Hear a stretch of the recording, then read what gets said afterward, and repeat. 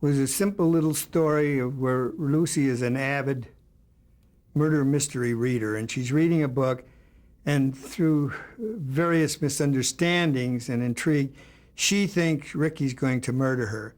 And the thing was titled, Lucy Thinks Ricky is Trying to Murder Her. They shot the show. We met the Mertzes, put everyone together. They were experimenting with Lucy's hair and the makeup, and Carl was fooling with the lights.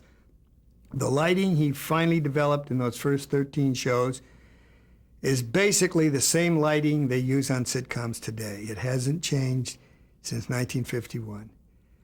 The date of the shooting of that first show was September 8th, 1951. I think right after Labor Day. I might add on the first one, to be technically correct, Mark wanted to use 4 cameras. So I got back 4 pictures on each reel. Each scene with 4 films and 1 soundtrack. And when I hit this 3-headed monster, only had room for 3. Well, it turned out the 4th one was on closed doors half the time, and it didn't mean a thing. After the first or the second show, we got rid of the 4th camera, along with George Fox, and here is why. When I put the film in the 3-headed monster with the soundtrack and ran it, invariably one of the cameras would be out of sync because the light flashing mechanism wasn't accurate like a clapper to keep the 3 films, or 4 in the first show, in synchronization. So the first thing they said to me, you and your assistant don't know what you're doing.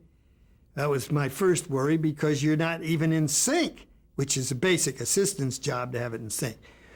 Well, the BO agency, everyone was fuming, and the Philip Morris cigarette smoke was filling the room. And I said, well, we'll fix it. We'll hand sync it, and we'll take another crack at it. And we did. Bud and I were looking at each other and said, well, this flashing system doesn't work. You have to understand, they were used to just doing these game shows or whatever, Truth or Consequences, and I guess they'd sync up one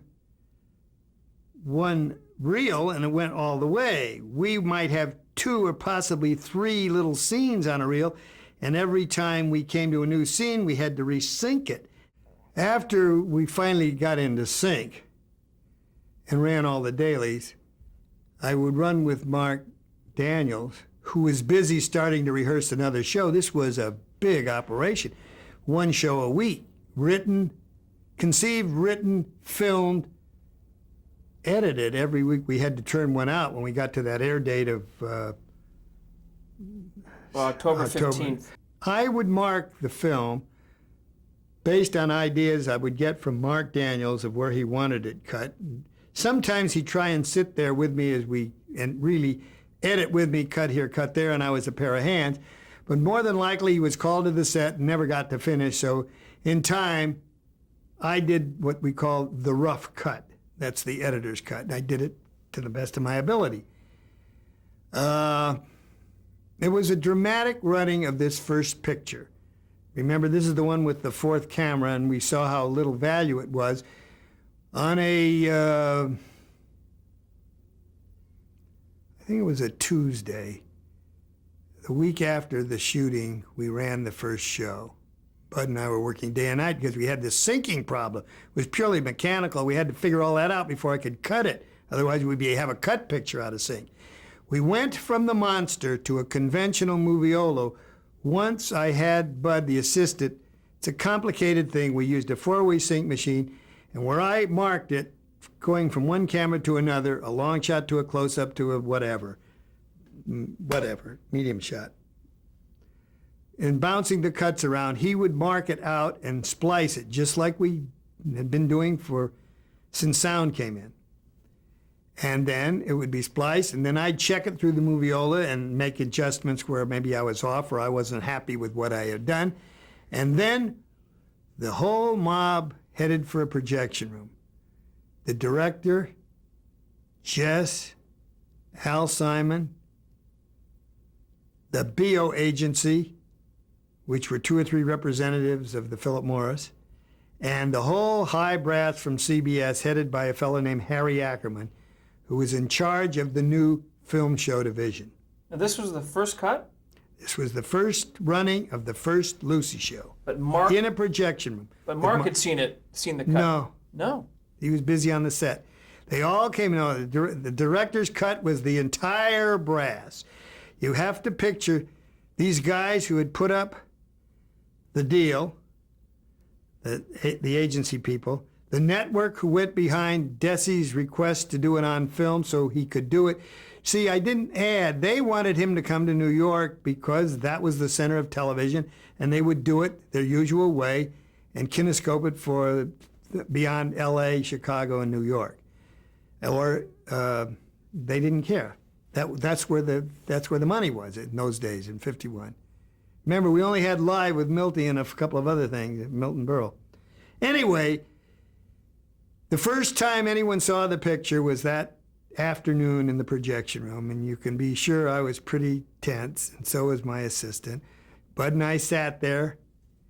Desi was very quiet. He had put up all the extra money for the film out of their part of the deal. And remember, we were only firmed for 13 weeks. So we ran the picture. Lucy thinks Ricky is trying to kill her. Picture's over, and the silence was incredible. You could have heard a pin drop on the floor, or in our case, a paper clip, because we had plenty of paper clips around. Every cut, remember, was paper clip, and Bud had to splice it. There were just the two of us. Al Simon said, you don't need an apprentice, you don't need a helper, because you've got the monster, it's going to go fast, you're going to whip it out. He says, you can do the music and effects too. I said, well, okay, yeah. He said, the music already built right into the show. Well, we run the show, and the music, naturally, the music didn't just fit, because when I cut it, it wasn't what they shot on the set, and I was reaching for a 26-and-a-half-minute show without them even knowing it, by just little subtle, tiny cuts, basic things. Well, the silence, as I said, you could hear a paperclip drop. Nobody said a word. The head man and his assistant from CBS, the agency guys, the production crew, Mark Daniels, Jess Oppenheimer, Bob and Madeline weren't even there. They were writing the next script. They weren't even in the running. They never came. They were always getting ready with the following week, just two writers doing those 13 scripts. Well, they wound up doing 100 and something. Anyway, the silence seemed an eternity to me. And then Lucy was sitting directly behind me. Desi didn't open his mouth himself. And Lucy put her hands on my shoulders and she says, Danny, it's a good cutting job. That broke the tension, and everybody started talking. Oh, yeah, it's going to be a hit. It's going to be wonderful. It's going to be fine. And they were all congratulating each other and themselves for coming up with this I Love Lucy